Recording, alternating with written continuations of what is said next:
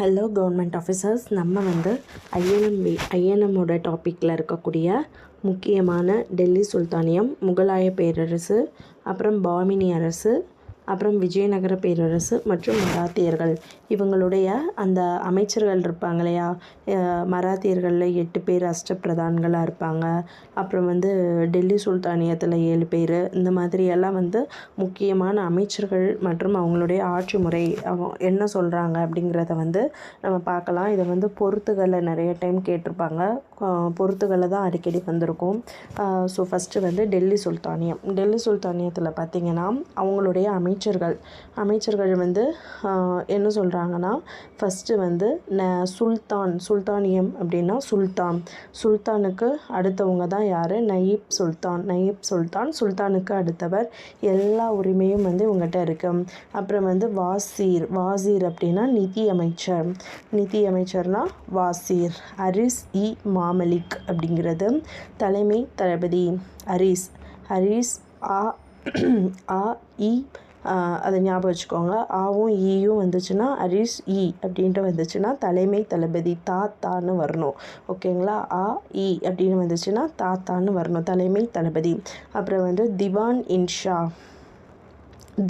இன்ஷா அப்படின்னா செய்தி மற்றும் ஆவண காப்பகம். ஸோ திவான் அப்படின்னா ஏதாவது ஒரு செய்தி கொண்டுட்டு வர்றவங்க, இன்ஷா அப்படின்னா காப்பகம். திவானி ரிசாலத் இது நம்ம பார்த்துருப்போம். ஸோ இது வந்து சமயத்துறை. திவானி ரிசாலத்னா சமயத்துறை. தலைமை காசி அப்படிங்கிறது நீதித்துறையுடைய தலைவரை தான் வந்து தலைமை ஹெட் வந்து ஞாபகம் வச்சுக்கோங்க. ஹெட்டுனா தலைவர். காசி அப்படிங்கிறது வந்து நீதி. காசிக்கு போனால் நீதி கிடைக்கும், காசிக்கு போனால் நமக்கு கண்டிப்பாக நீதி கிடைக்கும் அப்படின்றத ஞாபகம் வச்சு நீதித்துறைன்னு வச்சுக்கோங்க. பாரித்-இ முமலிக் அப்படின்னா உளவுத்துறை. ஸோ பாருனா உளவு, எப்படியாச்சும் உளவு பார்ப்பா அப்படின்னு சொல்கிறாங்க. பாரித்-இ முமலிக் அப்படின்னா உளவு பார்க்குறது, எப்படியாவது உளவு பார்ப்பா அப்படின்னு சொல்கிறாங்க. ஸோ ஃபஸ்ட்டு டெல்லி சுல்தானுடைய அமைச்சர்கள் வந்து மொத்தம் 7 பேர் இருக்காங்க. நயீப் சுல்தான் அப்படின்னா சுல்தானுக்கு வந்து நெய்னு சுல்தான் வந்து எல்லா உரிமையும் என்கிட்ட கொடுங்க அப்படின்னு நெய்னு கேட்டு உரிமையை வாங்கிக்கிடுவாங்க. வாசீர் அப்படின்னா நிதி அமைச்சர். ஸோ நமக்கு அப்புறமா வந்து வாரிசு அப்படின்னு ஞாபகம் வச்சுக்கோங்க. வாரிசு நம்மளோட ஃபினான்ஸை வந்து நம்ம வாரிசுக்கு வந்து எல்லாத்தையும் கொடுப்போமா. ஸோ நிதி அமைச்சர். ஆன்னு வந்தால் ஆவும் ஈயும் வந்தால் தாத்தான்னு வரணும், தலைமை தளபதி. திவான் இன்ஷா அப்படின்னா திவான்னா என்னது? செய்தி. இன்ஷா ஆவண காப்பகம். அப்புறம் வந்து திவானி ரிசாலத் அப்படின்னா சமயத்துறை. திவானி ரிசாலத் அப்படின்னா என்னது? சமயத்துறை. தலைமை காசி அப்படின்னா காசி, நீதி கிடைக்கிறதுக்கு காசிக்கு போங்க, நீதி கிடைக்க காசிக்கு போங்க. உளவு பாரித் உளவுத்துறை. ஸோ இந்த மாதிரி தான் அவங்களுடைய அதிகாரிகள் எல்லாமே வந்து சுல்தானுக்கு உதவியாக இருக்காங்க. இது சுல்தானியர் காலம். அப்புறம் வந்து முகலாய பேரரசுன்னு பார்த்திங்கன்னா அவங்களுடைய ஆட்சி முறை. பேரரசு அப்படின்னு சொல்லக்கூடிய பரந்த நிலப்பரப்பை தான் வந்து அவங்க முகலாயருடைய மன்னரை வந்து என்ன சொல்லுவாங்க? பாதுஷா அப்படின்னு சொல்லுவாங்க. முகலாயர். ஸோ முகலாயர்னா பாதுஷா. ஸோ பாதுஷா சாப்பிடும்போது அவனோட முகத்தை பார்ப்பா அப்படின்றத ஞாபகம் வச்சுக்கோங்க. முகலாயர்னா பாதுஷா சாப்பிடும்போது முகம் எப்படி இருக்குன்னு பார்க்குறது. சுல்தானியம் அப்படின்னாலே தெரியும், டெல்லி சுல்தான்னாலே நயீப் சுல்தான் நைனு உரிமையை வாங்கிக்கிடுவாங்க. ஸோ இவங்களில் வந்து மொத்தம் ஒரு 6 பேர் இருக்காங்க. யாருன்னா வக்கீல்னா யார்? தலைமை அமைச்சர். இங்கே வந்து திவான் ஆயிடுச்சு. நம்மளுடைய நிதி எல்லாமே வந்து என்ன ஆயிடுச்சு? திவான் ஆயிடுச்சு. ஸோ திவானி ஆலானா நிதி அமைச்சர். அப்புறம் வந்து மீர் பக்ஷினா என்னது? இராணுவ தலைவர். அப்புறம் வந்து சதர் உஸ் சுடூர் அப்படின்னா சமயத்துறை அமைச்சர். சமயத்துறை அமைச்சர். அப்புறம் கான்-இ சாமன் அப்படின்னா உயர் அரண்மனை அலுவலர் தான் வந்து கான்-இ சாமன் அப்படிங்கிறது உயர் அரண்மனை அலுவலர். தலைமை காசி அப்படிங்கிறது தலைமை நீதிபதி. அவங்கள தான் வந்து என்ன சொல்கிறாங்கன்னா தலைமை காசி அப்படின்னு சொல்கிறாங்க. ஸோ வக்கீல் அப்படிங்கிறது வந்து தலைமை அமைச்சர், திவானி ஆலா அப்படிங்கிறது நிதி அமைச்சர். வக்கீல்னா அவங்க தான் ஹெட்டு, ஓகேங்களா, தலைமை அமைச்சர். திவானி ஆலா, ஸோ நிதி வந்து திவான் ஆயிட்ட. மீர் பக்ஷி அப்படின்னா இராணுவ தலைவர். அப்புறம் சதர் சுடூர் சாசான்னு வந்தால் சமயத்துறை ஞாபகம் வச்சுக்கோங்க. கான் இ சாமன் அப்படின்னா உயரில் இருக்கக்கூடிய அரண்மனையை கான் இ அப்படின்னா அந்த அரண்மனையை பார்க்குறீங்களா. கான்னா என்னது பார்க்குறது, ஸோ 2 சுழியின் கான் அரண்மனையை பார்க்குறீங்களா. கான் இ சாமன்னா உயர் அரண்மனை அலுவலர். தலைமை காசி அப்படிங்கிறவங்க வந்து யார், தலைமை நீதிபதி. காசி அப்படின்னா நம்ம இங்கே என்ன படித்தோம், நீதித்துறை தலைவர் தான். முகலாயர்கள் டெல்லி சுல்தான்லேயும் படித்தோம், இதே தான் இங்கேயும் தலைமை நீதிபதியிலையும் இது தான் வருது, ஓகேங்களா. ஸோ உயர் அரண்மனைனா அரண்மனையை பார்ப்பா. ஸோ கான் சாமன். இராணுவம்னா மீர் பக்ஷி. அப்புறம் நிதி அமைச்சர்னா இங்கே வந்து வாசீர் அப்படின்னு பார்த்தோம், வாரிசுக்கு நிதியை கொடுக்குறாங்க சுல்தான்னு. முகலாயர் வந்து என்ன பண்ணுறாங்கன்னா அவங்களுடைய நிதியே வந்து திவால் ஆயிடுச்சு. ஸோ திவானி ஆலா அந்த மாதிரி. அப்புறம் வந்து பாமினி அரசு, அப்புறம் இவங்களுடைய அமைச்சர்கள், மற்ற அமைச்சர்களும் வந்து பணியாற்றியிருக்காங்க. அது வந்து பார்த்திங்கன்னா தரோகா ஈத்தாக் சவுகி அப்படின்றவங்க வந்து ஒற்றர் அதாவது ஸ்பை சொல்லுவோம் இல்லையா, அவங்க தான் தரோகோ ஈத்தாக் சவுகி அப்படின்றவங்க. மீர் அட்டீஷ் அப்படின்றது பீரங்கி படை தலைவர். மீர் அட்டீஷ் அப்படின்னா பீரங்கி படை தலைவர். அப்புறம் வந்து மீர் பஹரி அப்படிங்கிறது சிறு கப்பற்படை தலைவர் தான். மீர் பஹரி அப்படிங்கிறது சின்ன கப்பல் படை தலைவர். பஹரி அப்படின்னா சின்ன கப்பல். மீர் பாருன்னா காட்டுக்கு போய் பாரு. ஸோ நீ காட்டுக்கு போய் பாருங்கிறது தான் மீர் பாரு.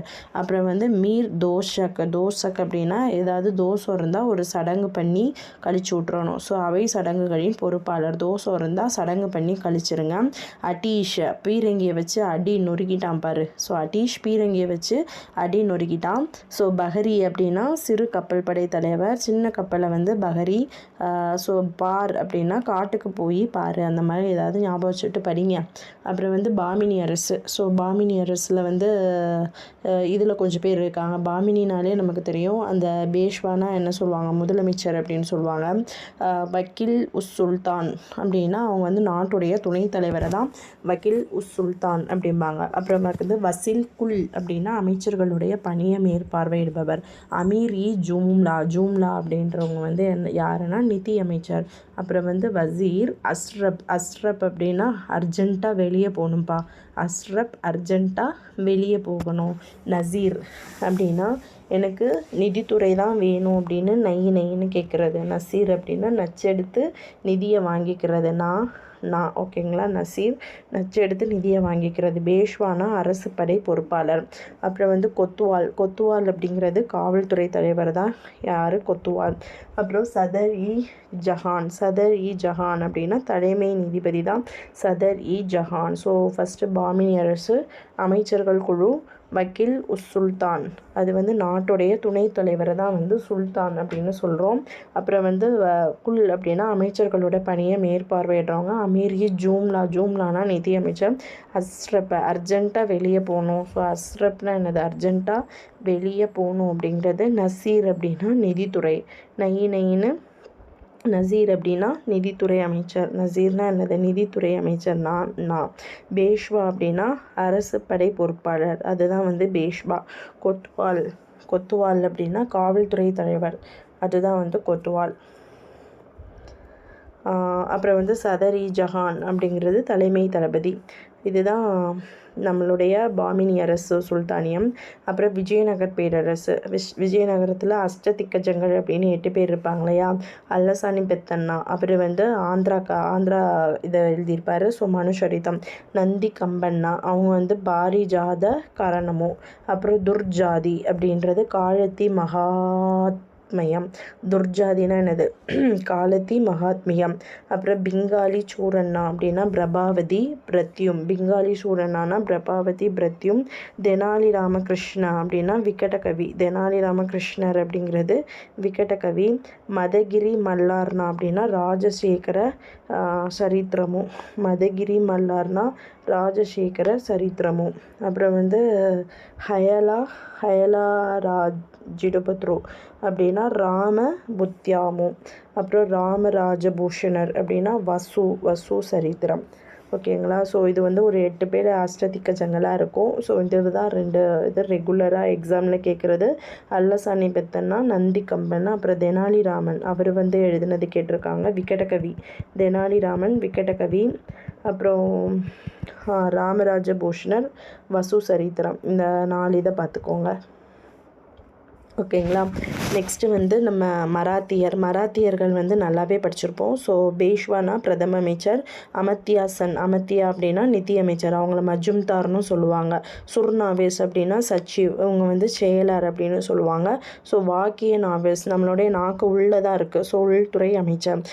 சரி நௌபத் சேனாதிபதினா தெரியும், அவங்க ஒரு தலைமை தளபதி. சுமந்த துபீர் அப்படிங்கிறது வெளியுறவுத்துறை அமைச்சர். அப்புறம் வந்து நியாயதீஷ் அப்படிங்கிறது தலைமை தளபதி. அப்புறம் பண்டிட் ராவ் அப்படின்றவங்க தலைமை அர்ச்சகர். பண்டிட் ராவ் அப்படிங்கிறது யார்? தலைமை அர்ச்சகர். ஓகேங்களா. ஸோ இவ்வளோதான் ஃப்ரெண்ட்ஸ், இதை தான் முக்கியமான அமைச்சர்கள். ஸோ வீடியோ ஃபுல்லாக பாருங்கள். ஈஸியாக அந்த க்ளூ வேர்ட்ஸை மட்டும் நீங்கள் ஒரு டைம் கேட்டாலே எங்கேயோ கேட்ட மாதிரி உங்களுக்கு ஞாபகம் வரலாம். பொறுத்துகளில் கண்டிப்பாக கேட்கக்கூடிய ஒரு கொஷின் தான். எப்படி நம்ம பாலிட்டியில் வந்து நம்ம குடியரசுத் தலைவர் அந்த பிஎம் அந்த மாதிரி கேட்குறாங்களோ அது மாதிரி இதுலேயும் வந்து அமைச்சர்கள் வந்து கேட்குறதுக்கான சான்ஸ் இருக்குது. ஸோ வீடியோ ஃபுல்லாக பாருங்கள், படிங்க. கொஞ்ச நாள் தான் இருக்குது, டைம் வேஸ்ட் பண்ணாதீங்க. தேங்க்யூ.